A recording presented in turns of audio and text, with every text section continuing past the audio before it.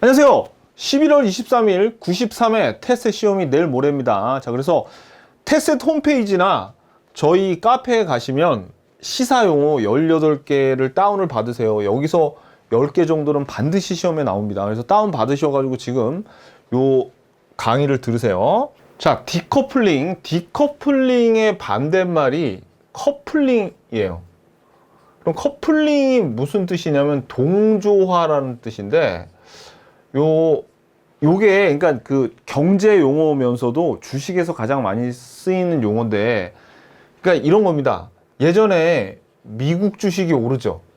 그러면 전 세계 주식도 오르고, 미국 주식이 떨어지면 전 세계 주식도 떨어지는 그런 현상을 우리가 동조화, 커플링이라고 그랬었어요. 그러니까 다 같이 움직이는 거야, 그냥. 요 세계 경제. 그러다가 이제 독자적으로 이제 만약에 주가가 세계 경제와 상관없이 독자적으로 움직이게 되면 그러면 탈동조화, 디커플링이라고 하거든요. 그래서 자, 여기 먼저 밑줄 그으세요.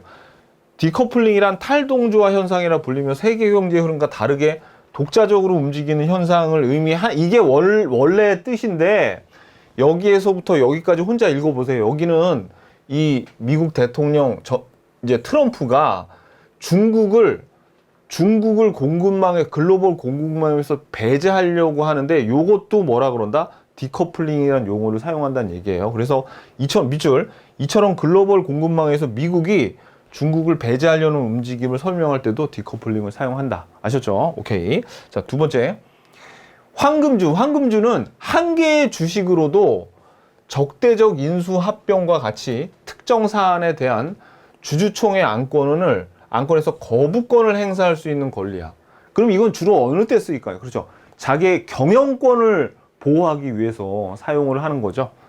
주로. 그래서 요거 한 개의 주식으로도 적대적 인수와 같은 어떤 특정 사안에 대해서 거부권을 행사할 수 있는 권리를 가진 주식을 황금주라고 하더라. 자, 그 다음에 소드 크레바스. 이 크레바스가 여기 남극의 빙하 같은 거 있죠. 빙하에 이렇게 틈새 이렇게 확 벌어져가지고 굉장히 깊은 골짜기, 틈새, 균열, 그걸 의미하는 건데, 자, 직장에서 은퇴해가지고 국민연금을 받을 때까지 소득이 없는 기간, 밑줄.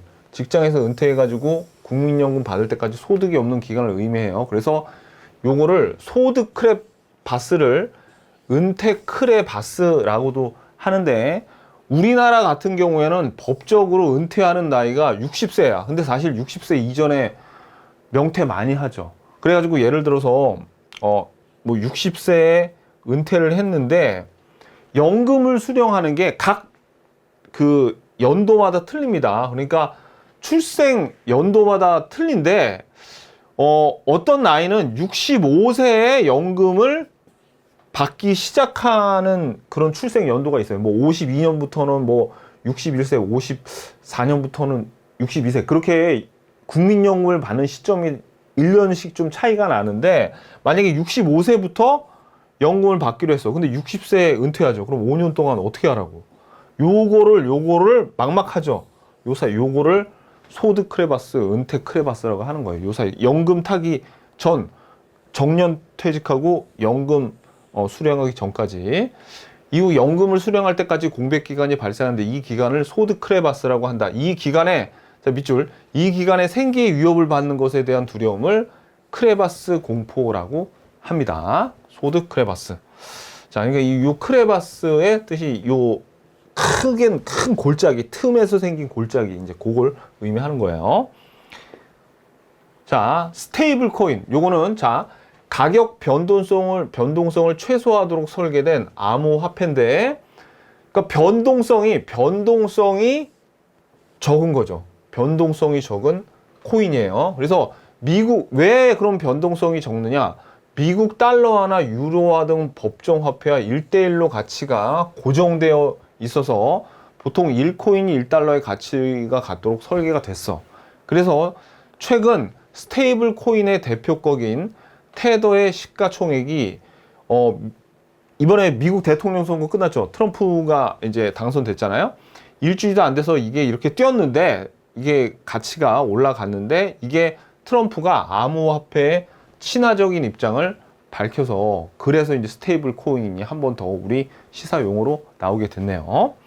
자, 그래서 요거 가격 변동성을 최소화하도록 설계된 암호화폐 1대1로 가치가 고정돼 있어요. 이런 법정 화폐야.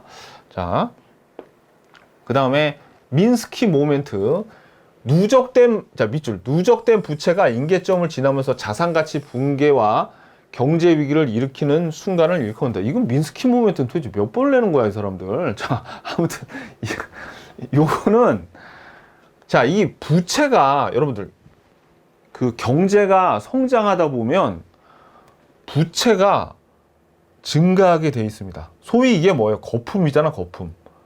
그래서 막 부채가 증가하다가 거품이 팍 터지는 이 순간이 있죠.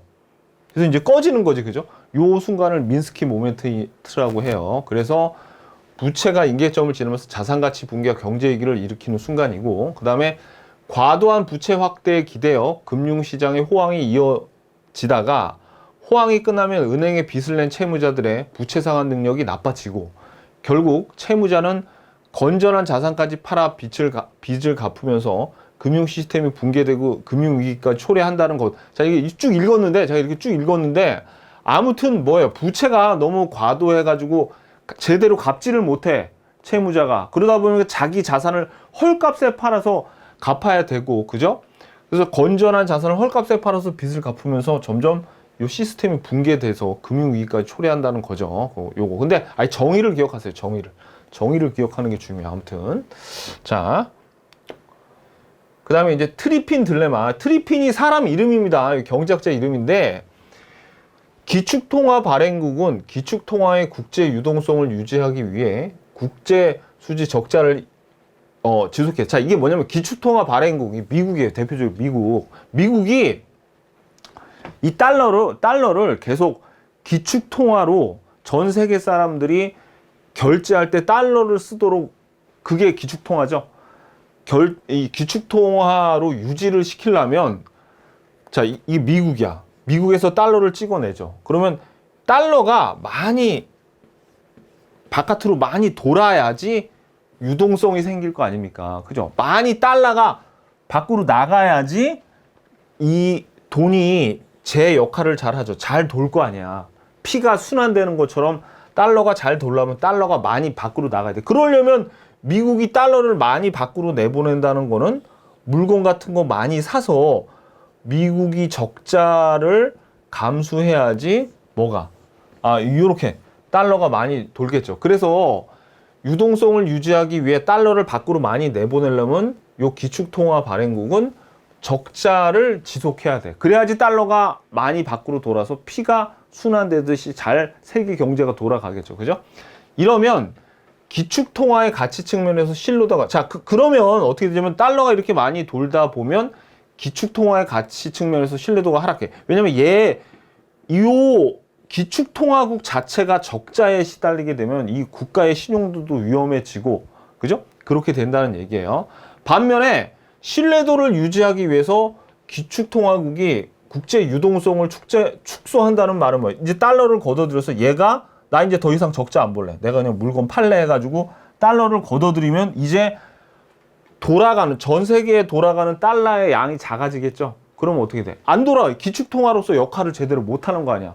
달러가 제대로 안 돌아가니까.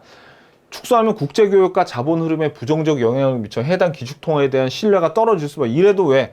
제대로 돈이 너무 국제적으로 달러가 너무 안 돌아가니까 이거는 기축통화의 역할을 제대로 못하네. 그래서 봐봐요. 이런 기축통화국은 이렇게 적자를 보면서 달러를 밖으로 뿌려도 아니면 흑자를 통해서 달러를 걷어들여도 둘 다 어떻게 신뢰도가 하락할 수밖에 없죠. 이거를 트리핀 딜레마라고 하는 거예요. 그래서 기축통화국의 이와 같은 구조적 모순이 존재하는 상황을 트리핀 딜레마라고 한다는 거죠. 그러면 여러분 이거 봐봐야 돼. 자, 그럼 기축통화 발행국 측에서 우리 시험에 나올 만한 거는 유동성을 높이려면 적자를 봐야 돼. 적자.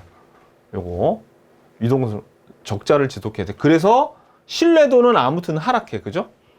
자, 그러면 이제 유동성을 축소하다 보면 얘네들은 적자폭을 줄이던가 흑자를 봐야 돼. 그러면 어떻게 돼? 국제교역과 자본 흐름에 부정적인 영향을 미친다고. 그러니까 요 관계를 여러분들이 먼저 기억을 하셔야 돼. 하지만 결론은 둘 다 신뢰가 떨어지네. 어떻게 하든 얘네들은 신뢰가 떨어져. 그죠? 그걸 트리핀 딜레마다 이렇게 얘기합니다. 자, 그 다음에 승자의 저주. 승자의 저주는 요거는 경쟁에서는 이겼는데 승리하려고 너무 많은 대가 또는 자원을 쏟아부어서 결과적으로 너무 많은 걸 잃게 되는 걸 의미해요. 그래서 인수합병할 때 너무 높은 가격에 인수해서 인수주체의 발목을 잡는 경우에 사용한다. 승자의 뭐 이런 거 있죠. 이게 우리 경매에서도 이런 일 많이 생겨요. 경매에 뭐 어떤 그림 같은 게 나왔는데 이 A라는 사람과 B라는 사람이 서로 경쟁 붙어가지고 막 가격 높여가지고 얘가 얘를 꺾고 이 그림을 차지했어. 근데 너무 높은 가격에 이걸 산 거야. 그럼 얘는 망한 거지 뭐. 그죠? 뭐 그거를 얘기하는 겁니다. 인수 합병할 때도 마찬가지예요. 어떤 기업을 인수하는데 이거를 싸게 사야지 이 기업이 이득인데 요거를 인수 합병하려고 다른 기업하고 서로 붙었어. 근데 이 기업을 그래서 비싸게 할 수 없이 비싸게 인수를 했는데 인수를 해 놓고 보니 별로 얘가 이 인수한 것만큼의 활용을 못할 때 그럴 때를 얘기합니다. 지금 우리나라 기업인지 일본 기업인지 잘 모르겠는데 아무튼 그래서 막 인수합병 잘못했다가 지금 막 헤매는 그런 기업이 있어요. 자, 아무튼 그래서 인수합병할 때 너무 높은 가격이 인수해 인수주체 발목을 잡는 경우에 사용한다. 요것이 다 알아두세요. 요거 승자의 저주는. 자, 그 다음에 풍선 효과. 풍선의 한 곳을 누르면 다른 곳에, 풍선이 있는데 여기를 한 곳을 누르면 다른 곳이 튀어나오게 돼 있죠.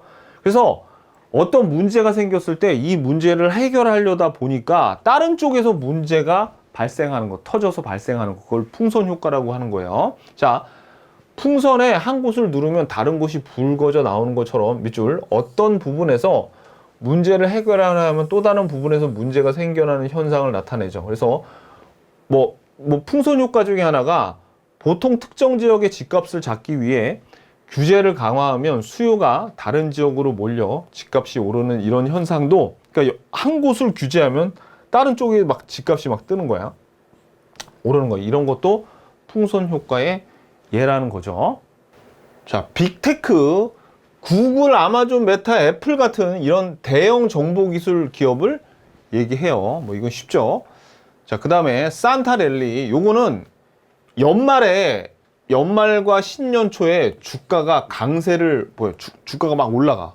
요거. 그래서 산타랠리는 연말에 보너스를 받아가지고 소비가 늘어나면서 기업의 매출이 증대되죠. 그래서 크리스마스를 전후하니까 크리스마스하고 산타하고 저기 관련이 있잖아요. 그러니까 연말과 신년 초에 이렇게 기업의 실적이 좋아져서 주가가 강세를 보이는 현상을 산타랠리라고 합니다.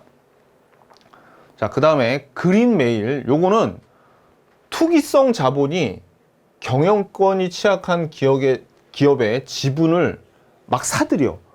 그런 다음에 위협을 해가지고 이제 야, 내가 주식을 많이 갖고 있으니까 너 자리에서 물러나. 내가 다른 사장 안 칠게.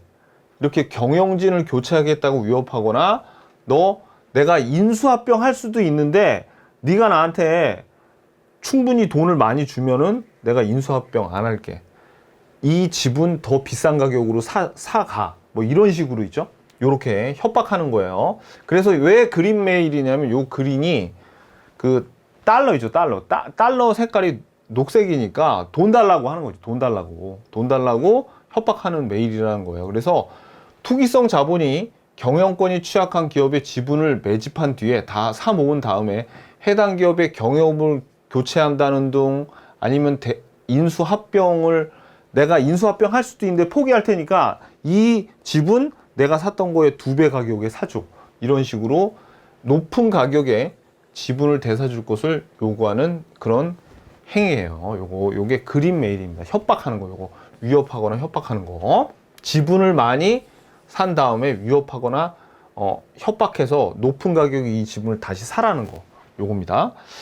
자, 그 다음에 달러 인덱스. 이것도 지금 계속 지금 몇 번째 연속으로 나오는 건데, 요거는 달러의 가치를, 요 인덱스가 지수죠. 달러 지수야. 그러니까 달러의 가치를 100으로 봤을 때 100보다 높으면, 이 지수가 100보다 높으면 달러가 지금 가치가 상승해 있다는 거고, 100보다 낮으면 평가가 낮게 돼 있다는 얘기예요. 100보다 높으면 평가가 높게 돼 있다는 얘기고. 근데 이 달러 인덱스를 어떻게 만드느냐면, 요거 밑줄, 요거 유로, 엔, 파운드, 캐나다 달러, 스웨덴 크로나, 스위스 프랑 등 경제 규모가 크거나 통화 가치가 안정적인 세계 요 6개국의 통화에 대해서 가중 평균 같은 걸 매겨 가지고 지수를 만들어요. 요거 지수화한 거야. 그러니까 뭐예요, 이거? 저거 요 밑줄. 미국 달러의 가치를 지수화한 거야. 달러 인덱스. 그러면 시험에는 여기 중에 이상한 거 하나 집어넣겠죠. 자, 봐봐요. 자, 이거 되게 저번 달에도 이거 한번 얘기해 드린 것 같은데, 제가 옛날에 여기 스웨덴하고 스위스 있죠. 제가 아주 어렸을 때는 이때 이미 얘네들은 어떤 그 저출산 때문에 이 나라가 노화가 굉장히 많이 됐었어. 그러니까 이 스위스하고 스웨덴. 그래서 제가 여기 두 나라의 여행을 갔는데 다들 노인밖에 없는 거예요. 워낙 이제 이 나라가 노령화가 돼가지고. 그래가지고 제가 이 나라에, 이 스웨덴에 딱 갔더니 유일한 연계가 저 혼자밖에 없었거든요. 그러니까 이렇게 외우라고. 자, 요거 유럽 유일한 영계, 캐나다잖아, 캐나다. 그래서 EU, 일본, 영국, 캐나다 유일 연계로 외우면 여러분들이 요 화폐 단위는 다 알죠, 그죠? 자, 화폐 단위라고 요 스웨덴, 스위스, 요거는 스스, 이게 두 개 외우면 돼. 스위스랑 스웨덴에 그 어렸을 때 놀러 가는데 워낙 노인네들밖에 없어서 유일한 연계가 나였다. 그렇게 외우면 됩니다. 요거 그래서 요거를 외워줘야 돼. 여기 분명히 뭐 이상한 거 넣는다고, 뭐 프랑스 프랑 뭐 그런 거 넣는다든지 그래요. 이거 조심하셔야 돼요. 요거. 자, 그리고 3.25 기준금리가 3.5에서 3.25로 요거를 낮췄습니다. 요게 3년 2개월 만에 낮춘 거예요. 요거 3.5에서 3.25. 그래서 요 숫자는 꼭 알아두세요, 여러분들. 3.25. 요거 현재 기준금리다. 기준금리. 자, 그리고 테크피는, 요 테크가 IT 기업, 기술 기업이고, 요 핀이 요게 파이낸스, 금융의 약자인데, 이거는 요런 IT 기업 주도로, 정보 회사 주도로 금융까지 하는 겁니다. 요거. 자, 그래서 전통적인 금융회사가 주도하는 것이 아닌, 밑줄 태생부터 정보 기술 사업을 해온 기업이 주도하는 혁신적인 금융 서비스. 우리나라는 네이버페이, 카카오페이가 대표적인 사례죠. 뭐가 혁신적이야, 혁신적이긴. 자, 아무튼 간에 그렇습니다. 자, 이게 테크핀이고요. 자, 그 다음에 브릭스도 요거 다 알아요. 이 브릭스가 브라질, 러시아, 인도, 중국, 남아프리카 공화국까지, 원래 10개여가지고 뭐 사우디도 있고 아랍에미레이트도 있는데, 다른 나라는 기억할 필요 없이 요 5개 하나씩 약자 따가지고 여러분들이 다 외우셔야 됩니다. 여기 분명히 이상한 나라 하나 집어넣어요. 그러니까 요거 5개 다 외워야 돼. 등 10개국 중심의 신흥경제국 협의체, 밑줄 신흥경제국의 협의체.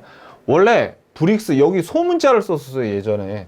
소문자. 요 남아프리카 공화국 이전에 요 4개를 가리켜서 요게 브릭스라고 불렀거든요. 요게 2001년 11월 당시 골드만삭스 자산운용의 회장이던 짐 오닐이 브라질, 러시아, 인도, 중국 등 신흥경제 4개국의 영문자를 첫 글자를 따서 만들었어. 원래는 이렇게 소문자로 써가지고 요 4개의 국가들이라고 했는데, 이후에 신흥경제 대국을 나타내는 용어로 자리매김했어요. 그래서 2010년 남아프리카 공화국이 여기 들어옴으로 해서 브릭스 소문자에서 대문자로 확대가 된 거죠. 그래서 신흥경제국 협의체 이렇게 알아두고, 요 브릭스 5나라는 알아두셔야 됩니다. 오케이. 자, 그 다음에 비둘기파는 자, 여기 동그라미 주세요. 저금리고 얘네들은 뭐냐면 경제 성장 완전 고용 요거 그다음에 여기서 완화적 통화 정책 요게 다 비둘기파야. 그러면 매파는 뭘까요? 매파는 이거하고 반대예요. 고금리, 경제 성장 여기서 물가 안정. 그다음에 요건 완화적 통화 정책이 아니라 긴축적 통화 정책. 이렇게 외워둬. 이렇게. 여기 나오잖아요. 매파. 매하고 비둘기하고 반대입니다. 그러니까 이 비둘기파는 경제를 그러니까 경제 성장을 원하려고 금리를 낮추는 거예요. 그래서 돈이 잘 돌아가게 해가지고 경기를 좀 살리려는 애들이 비둘기파고, 매파는 물가 안정을 중요하게 여겨서 금리를 높입니다. 그걸 우리가 긴축적 정책이라 그래요. 긴축적 통화 정책. 요거. 그래서 요거랑 반대. 이걸 다 알아두셔야 돼요, 여러분들. 요거. 자, 그래서 요 내용을 보고요. 그 다음에 마이 데이터. 이 마이 데이터란 소비자가 밑줄 보세요. 금융회사 등의 자신의 정보 사용을 허락할 경우 정보를 한 곳에 모아 관리해주는 서비스예요. 그래서 소비자는 휴대폰 앱이나 뭐 웹사이트에서 정보를 간편하게 관리할 수 있고, 금융사는 소비자 실정에 맞는 맞춤형 자산관리 컨설팅 등 금융 서비스를 제공할 수 있다는 장점이 있대요. 그래서 마이데이터는 은행 계좌와 신용카드 이용 내역 등 금융 데이터의 주인을 금융회사가 아니라 개인으로 정의한대. 자, 그래서 요게 무슨 뜻이냐면, 예전에는 어떤 사람이 A라는 은행에 가면 이 고객 갑의 신용 정보를 A가 갖고 있고, 또 B은행으로 가면 요 B은행이 또 여기에 대한 신용 정보를 갖고 있고, C은행으로 여기에 가면 C은행의 이 정보를 갖고 있어가지고, 이 갑이 요 은행에 여기에 카드 내역이라던가 여기서도 카드 만들었어. 그리고 여기에 보면 통장, 이거를 각 은행마다 돌아다니면서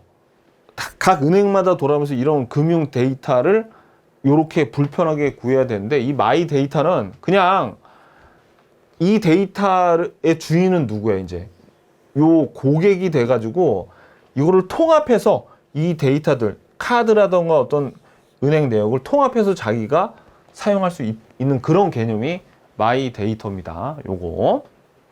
자, 그 다음에 직접금융은 뭐냐면, 요건 봐봐요. 금융기관을 개입시키지 않고, 자, 그럼 금융기관, 은행한테 돈 안 빌리고 주식이나 채권을 발행해서 직접 자금을 도달하는 거예요. 자, 그러니까 그럼 간접금융이 뭐냐면, 여기 회사가 있어요. 회사가 있고 여기 은행이 있죠. 그럼 은행에는 사람들이 막 여기다 이제 돈을 예금하잖아요. 그 예금한 돈을 회사에서 빌리면 은행을 끼고 이 사람들한테 돈 빌리니까 이거를 간접금융이라 그래. 그 금융의 대표적인 금융기관이 은행이죠. 근데 직접금융은 여기 회사가 있는데 얘네들이 주식시장에 주식을 발행하던가 아니면 채권을 발행해서 사람들한테 직접적으로 돈을 빌리는 걸 우리가 직접금융이라고 하는 겁니다. 아셨죠? 오케이, 됐어요. 자, 그래서 여러분들이 그럼 시험에 직접금융은 금융기관을 개입시키고 이렇게 내겠지. 금융기관을 개입시켜. 그럼 틀려요. 금융기관을 개입시키지 않는 거야. 요거. 자, 여기까지 봤습니다. 자, 그럼 우리 18개 봤으니까 반드시 여러분들이 시험 볼 때까지 기억하시고 시험 잘 보신 다음에 여러분들의 합격 후기 기다리도록 하겠습니다. 시험 잘 보세요. 화이팅!